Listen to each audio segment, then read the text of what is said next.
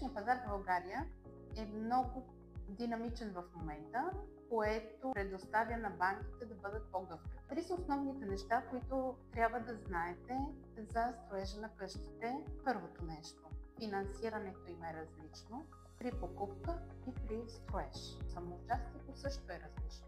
Клиентът трябва да знае, че при покупка самоучастието е 30%, а при строежа на къщите самоучастието е 40% от инвестиционния проект. А при покупката на къщата 30% от имота или от предварителния договор.